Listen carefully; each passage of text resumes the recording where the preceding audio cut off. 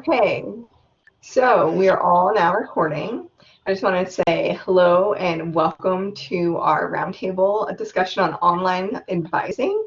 I am welcoming everyone on behalf of the MAP advising team, and from here I will turn it over to Christy and our success coaches. So thanks for joining us, and we had a special opportunity. We realized that we didn't have a topic for January, so we thought what a great opportunity to have a roundtable discussion, a little less formal, no PowerPoint slides, and just talk about what's working in connecting with students virtually in our advising caseloads. And so that, of course, got us thinking about the success coaches because they are doing this on a daily basis. And so we thought that we would invite them and have them talk to us about what's working for them with their coaching caseloads, and then just open it to a larger discussion as well. So I'll turn it over to Candace and the coaches, and we'll hear from them first, and then we can definitely, have an informal discussion. Yeah, hi, so I'm Candace Solis. For those that know me, although I think I know everyone on the call, but I'm the Director of Student Success and, really a proud member of this wonderful success coach team that we have here at Central Carolina. There are a lot of ways that we connect with students on really this, and basically in our roles we will try just about anything to get a student to respond, engage, and really to grasp on resources that are available for them. And so in the beginning of the semester, we coaches really try to hit the ground running and reaching out to students. And so I will turn this over to other coaches and share what they've been doing. But generally speaking, we try to meet as many students as we can early on before the alerts go out, before there is cause for, some academic concern. We do that to create that connection. That connection allows them to be most responsive to any feedback that we're able to give them. So that would be just the general cold calling that we do. Emails, text, sometimes we use text prompts to engage them to respond. Sometimes it's, tell us how you're doing, or respond yes or no, emoji, whatever it is that kind of gets them to bite onto that hook a little bit. And that's our end to engage with.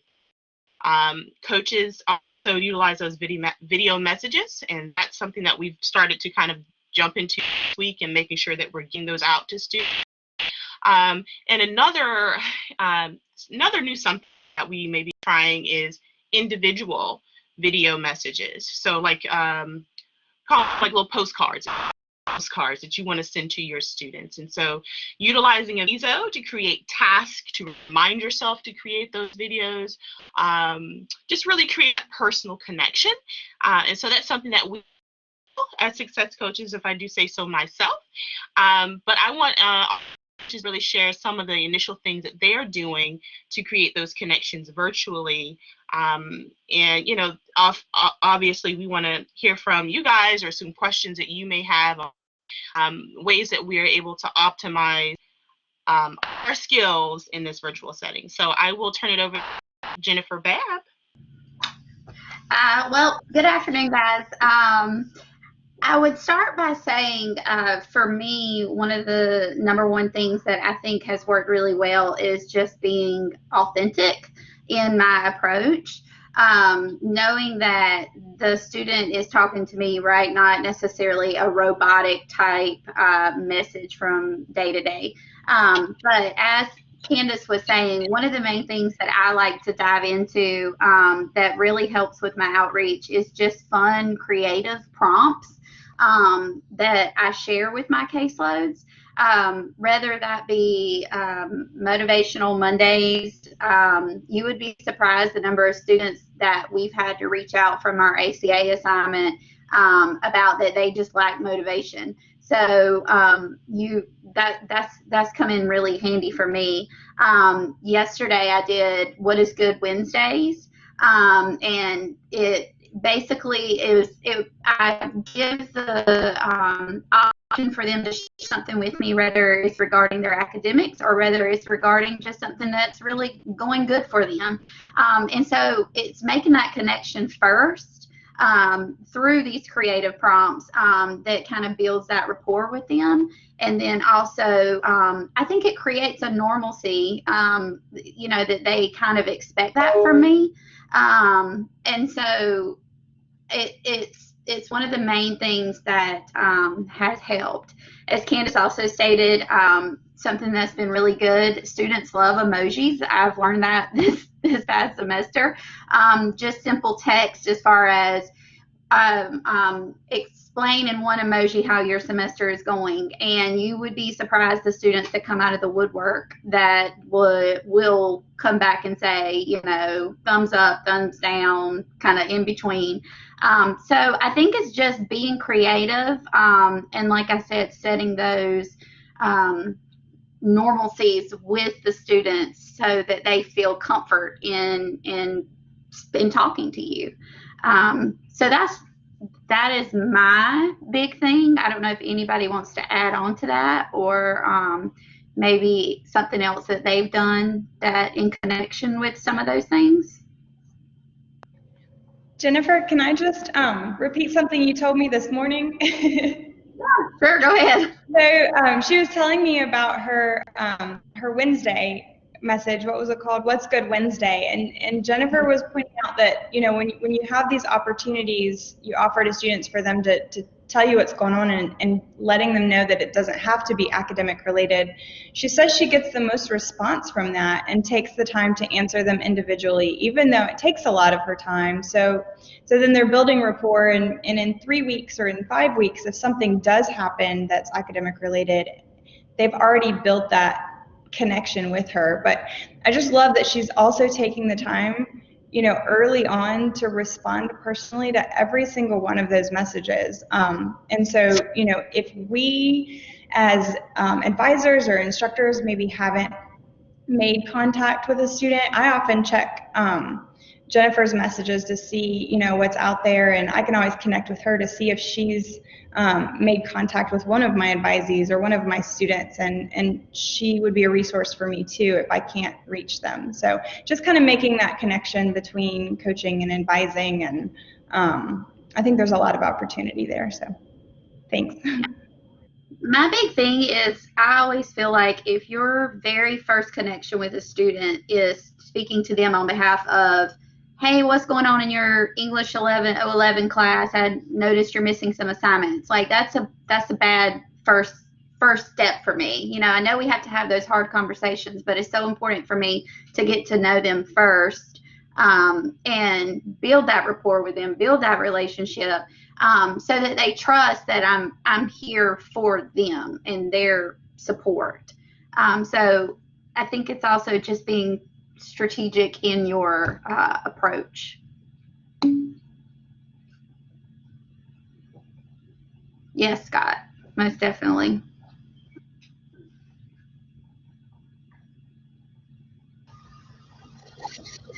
All right, I can jump in as another success coach.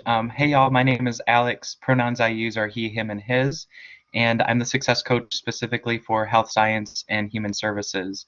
I would say retweet, repost everything that Candace and Jennifer have already talked about. I want to highlight a couple things that I would add to their list. The first is just the logistics of trying to track students down and meet right now. It's really hard, right? I've actually never physically been on the campus, only just for HR stuff and getting my key to my office, which I don't use yet. And so, tracking students down, I think having a lot of y'all probably have Calendly or some kind of way for a student to request a meeting easily in your email signature, and when you're communicating with them, to be able to have an easy way for them to sign up for a meeting day and time. I think that's really, really helpful. But we use Calendly, which is the tool, and that provides them with a link, and it puts it on their calendar. The thing that I found in the fall is that the Calendly would set a virtual appointment, but I was having quite a few no-shows. I would say maybe 20%. And that was really frustrating because I was like, oh, we set a time, we said we would talk, and then the student didn't show. And what I was finding is that a lot of students in this very strange world that we're living in, the heavily remote world, unless it was class, these are outside of the norm of a, you don't meet with a success coach every Tuesday, right? Maybe you do once you set up that rapport. But sending reminder emails, that was the thing that I started to do. And I would just do it just 15 minutes before the appointment. And I have seen my no-shows drop off big time. So I don't think I've had a single, knock on wood, I don't think I've had a single no-show this semester. So I think even just sending that link, the Google Meet link that you're going to meet with the student, or Collaborate link, whichever you're using, and saying, hey, we're going to meet here in 10 minutes. Can't wait for our conversation. I also provide them with my Google Voice phone number in that email, because every once in a while there's a student who says, oh shoot, I'm actually running errands right now, can I call you? Or something happened, childcare fell through, can I call you? Um, or my internet's down. We've all experienced that, I'm sure, at times where our internet's not super great. Or you're maybe just not wanting to hop on a video call right now. So I always provide my Google phone number. The other thing that I do, which I think could help for advising appointments, is reminding students that it doesn't have to be an hour meeting. It could be, you can get a lot done in 15 minutes having a face-to-face virtual call conversation with a student. And so what I did is I've encouraged students. I'll say, hey, do you have 15 minutes that we can hop on the virtual call and connect sometime this week or next? And that seems to kind of lower the barrier a little bit, in terms of we don't have to be on the call for an hour. And with that, I created for myself, kind of a 15-minute meeting outline, where I'm hitting on 4 main ways to structure the meeting. And I found this from a conference session that I attended, but it's building rapport, evoking awareness, facilitating action. So how are you going to help that student create, what are their next steps? And then the last one is facilitate accountability. I think that's the most important part of your meeting, is that last 5 minutes of your meeting where you're saying what's next. Is it, hey, you need to contact your instructor about this, you've got to go to the registrar about this, and really making sure that you have that kind of to-do list formed with the student, and that they agree that that's their next step. And then what I try to do is make a note in the Viso or on my own note here, and I try to follow up. One of the best things that you could do, I think, is when students feel seen and heard, right? So I spoke with a student today who has a test on Monday. So I've put a reminder in my calendar. It's going to take me but a minute, but it's going to remind me to send that person a quick text that says, hey, hope your test went well today, thinking about you, right? And if their test was a disaster, they're going to come talk to me about it. If it was great, they're going to come talk to me about it. But a lot of the things we do a lot with test anxiety. I have a lot of the health sciences students who they're really stressed about the respondus and timed exams and all that kind of thing. So those are some of the key things that I wanted to kind of share with y'all today that might be applicable to your role as advisors. I would also say continue to learn Aviso. Some of the things that Candace and Jennifer have already talked about. You can automate a message to go out on their birthday. And I've actually been able to initiate some conversation with students just by that automatic, happy birthday, Jennifer. I hope you're having a great day, on behalf of Central Carolina, and just those little things that you can do, that it's not only reaching out when things are going bad, but when you're really trying to build that relationship with students. I think that's really, really important. So those are my key things. And Aaron, I'll get the link for that meeting structure. Happy to share it.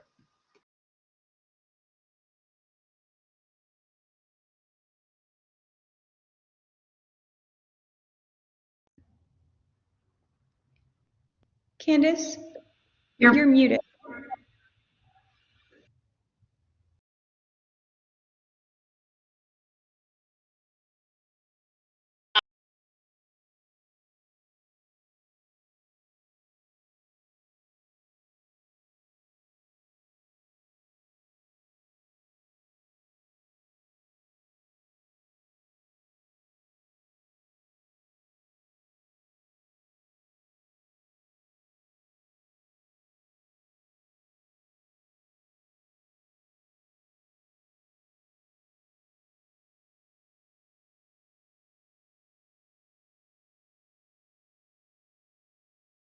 It's been really helpful for me. And just the other piece that I find to be really important is just remember to be you and to have a little fun. I mean, working with students is fun, and they remember those interactions that they have with you. They remember the things that you say and how it went and how you may have delivered not so good news. So, I encourage anyone just to have fun with it and to be yourself. I think students gravitate towards people they feel they can connect with, and it's important for each student to really have somebody that they feel they can reach out to for anything that they may need. And I think that's a space where success coaches and advisors really can shine in that way.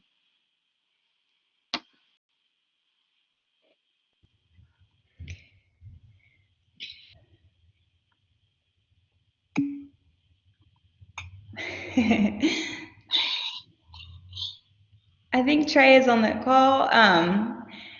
Trey, if you want to just introduce yourself, I think there are a few people here that haven't met you yet. If you're willing.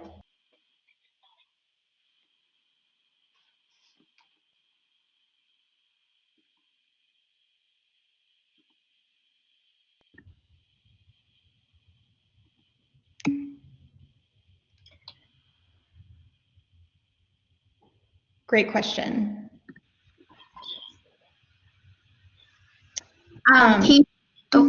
Sorry. Go ahead, Jennifer. Well, while we're waiting, maybe for Trey to jump on, I can address one part of Keisha's question. I hear this question probably more than probably one of the most common questions we get is, what is the difference between what you do for me and my academic advisor? And what I like to say to the students is we're another layer of support for you, almost like a liaison between your academic advisor and the instructor. We are an additional resource. Anything that has to do with your academic planning, we like to direct you into your academic advisor's hands because we want you to build that rapport and build that communication and connection as well. So anything leading with academic planning or advising, we surely like to direct them in their academic advisors. But like I said, the number one thing I can kind of state it as is like a liaison. Obviously, there's sometimes that students have difficulties getting up with their academic advisor, or maybe they just don't feel as comfortable. And so we can kind of help in making that connection. That's my best way of explaining it. I know some of the other success coaches might have another way of it, but that's how I kind of explain it to my students. And that's great, Jennifer. That's a great way of explaining it. I were just to continue that explanation. For me, I think the big difference is that success coaches, as a part of their role, have the time to build those connections and relationships with students. We can sometimes go a little further than an advisor maybe because we have additional time to do that and create those relationships and get to know them regarding their academic concerns, their career aspirations, support them with resources when it comes to their personal matters, advise. They do all of those things. Just sometimes with success coaches, we just have a carved out part of our role, which is really dedicated to focusing solely on our students' needs. And so the liaison part that Jennifer mentioned, really, I like to say we're the concierge of success. Come to us, we will help you in whatever way that we can. And that's really one of the shining parts of our role. Absolutely, and there's a lot of behind the scenes things that the coaches are taking on too that those of us in instruction and advising aren't necessarily aware of. So there's a new student intake questionnaire that goes out, and if the student indicates that they need help with specific things, there's a ticket that goes to the success coaches and they will reach out and help with that. The coaches also do a lot of outreach when there's a specific population of student that we need to contact. And so they're working their caseloads and then helping with any other kind of outreach project too. So they're definitely contacting students, and lots of students on a daily basis, would you say? Yeah, okay. I think I saw Trey pop up, so I'll be quiet and let him introduce himself since he's our newest coach. Yes, I was here. I heard everything, but my audio was acting up. I kept clicking, talking, and it seemed like no one was hearing me. So then Jennifer said, "We'll wait for him." But yeah, I've been here. Yeah. So I'm Trey. I'm the new success coach for CTE. I have a lot of experience working with students. Through my past roles. Advising students and case loading and just really assisting them and just really help coaching them towards their success through those roles, and then just being able to, I have that passion for education and passion for working with students and helping them grow and reach their success and be successful and really just be the best thing that they can be through whatever type of means that is. Because you have to approach students in various ways, and that's most appropriate and efficient for them. So I just definitely enjoy working with these students, helping them grow, and just being that person they can count on to really help ensure that they reach that success overall. And I'm glad to be a part of this team and just be a part of the CCCC family overall. So it's definitely great, and I'm looking forward to it. I'm getting used to everything really well, so it's really going good, especially with the direction with my team, and then with Candace with all the training, and Christy and everyone. So it's definitely going great. So I enjoy it. So and I've just been reaching out to students, and students have been reaching out to me, and we've just really been helping, I've really been able to help them. So I definitely love it. And yeah, anytime anyone have any questions or anything, just feel free to, of course, reach out to me. And yes, so thank you.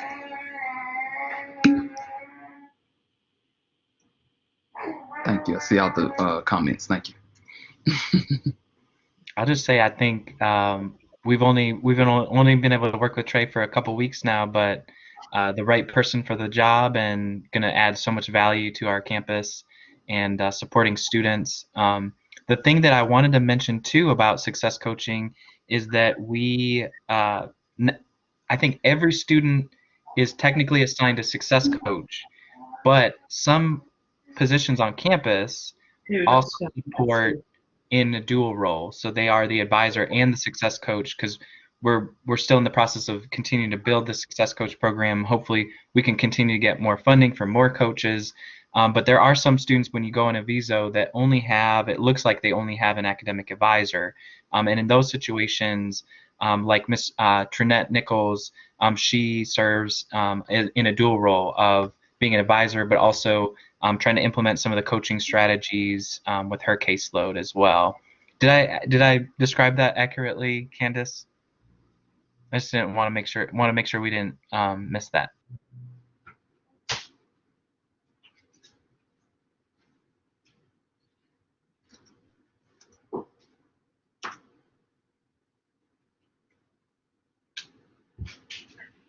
You're muted again, Candace.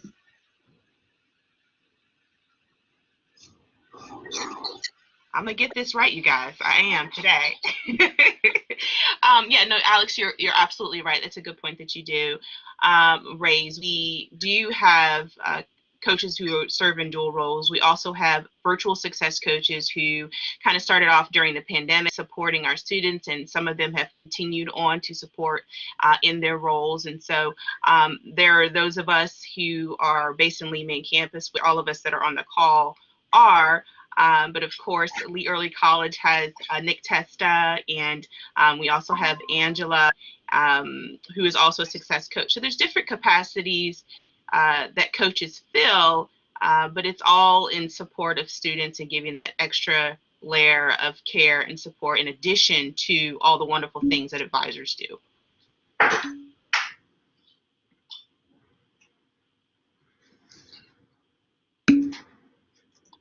Any other questions?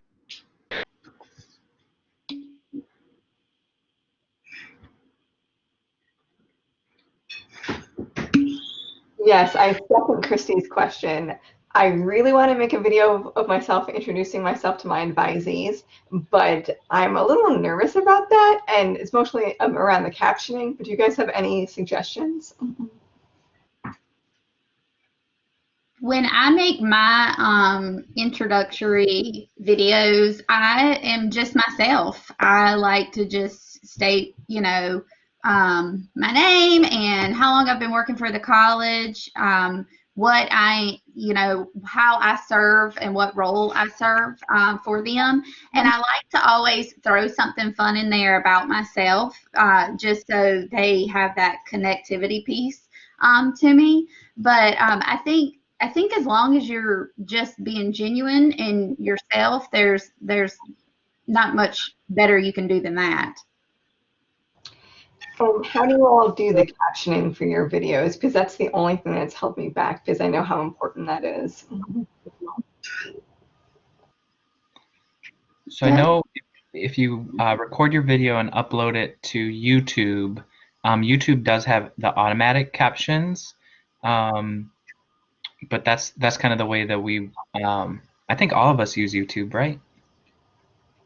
Okay. Yeah. That makes me feel better because I've done Camtasia projects where I've had to type out every word, and that's what I thought was going to have to happen. So, Hmm.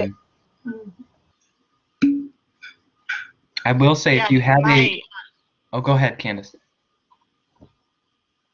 no, I was going to say just my tips for making videos is a lot like what Jennifer's saying, is being yourself.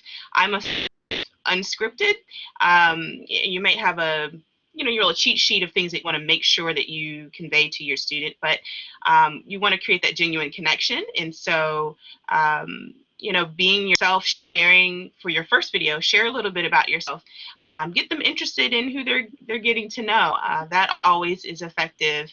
And then also making sure it's not too long. As you know, our students they'll tune out if it's too long. So it's short and sweet and to the point. And in however you send it out, the subject line can also create a buzz actually viewing the whole video. Sometimes I'll say, if you watch to the end, there's slides or something very important, so that how you set it up can also entice them to pay attention to what you're saying in your video.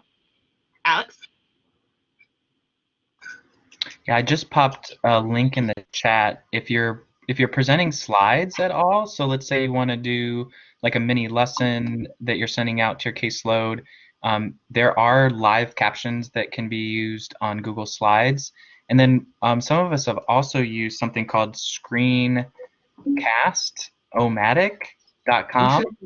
It's I just put the link in the chat there, but that's a really great tool. If you want to record, for example, slides while you're presenting a video. So that's a kind of nice side-by-side tool as well.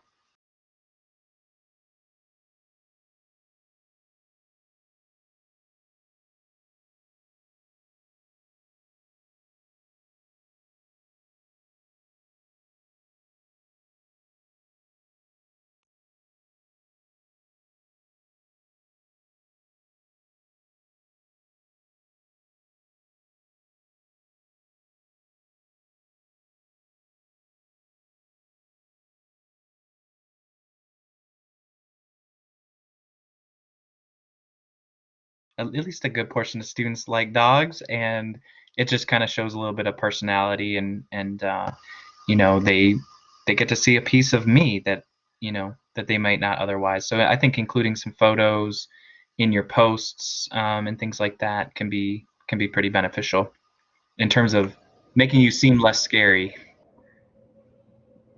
That's a good point. I've been trying to think about content because, when I make a video for class, it's easy. I put course material in there. I tell them who I am, and I'm excited to be their instructor. And so when I've been contemplating making this video, and you all are the ones that inspired me to think about making a video, but I was thinking about content, but I guess it comes down to, like, I'm an advisor for the Associate in Arts, so I could mention why. and kind of my background in humanities and why I'm interested in that, right? That's content. It also would give them a little information about me, but a little information about their degree.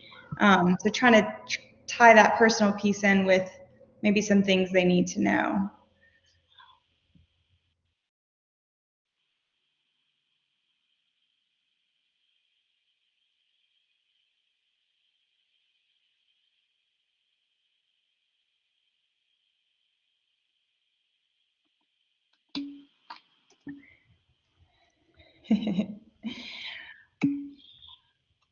Yeah, any other questions? I know we usually keep these sessions to 30 minutes, but we've got a unique opportunity here to talk to the coaches about how they connect with the students virtually, and they're really connecting with a larger caseload than most advisors have. So I thought we would kind of pick their brain on how they're doing that. Any last questions or thoughts?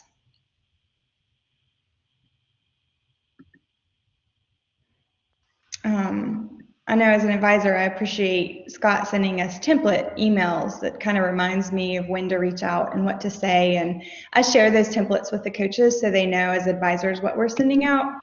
Just having that, cross-departmental communication, I think, is important too. So. And I think too, I was in the app. Oh, sorry. Moving forward, on behalf of the Success Coach team, I think we're always here to support everyone. So obviously, if you ever have any questions or needing some ideas as far as content or things like that, we're always happy to share some of our videos we've made or any of the content templates that we've used that maybe has worked well in making those connections. So don't ever hesitate to reach out if you ever need that additional support from us.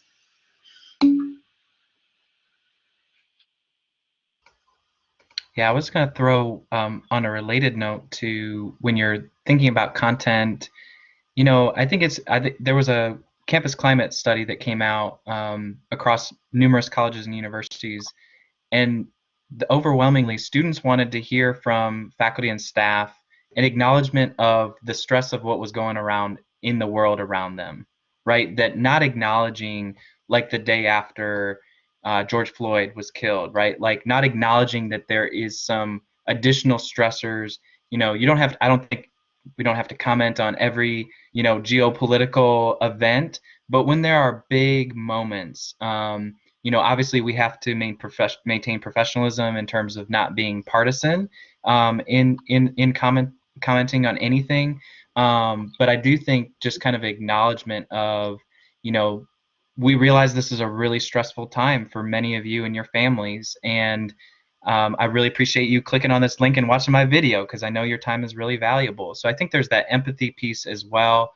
And then it doesn't always have to be doom and gloom, right? Like I mentioned in my last video that went out, celebrating Dr. King's legacy, and like I think I got a lot of responses from that video, which I was really excited about. But just kind of acknowledging, like, hey, by the way, we have the day off from class, and this is my connection. This is my short, kind of remarks about Dr. King's legacy, and I invite you to share with me, what does Dr. King mean to you? And so, I think also being human also means kind of acknowledging like what's going on in the students' lives, and that campus climate study I'm happy to share. I'll try to dig up the link now if I can get it quick.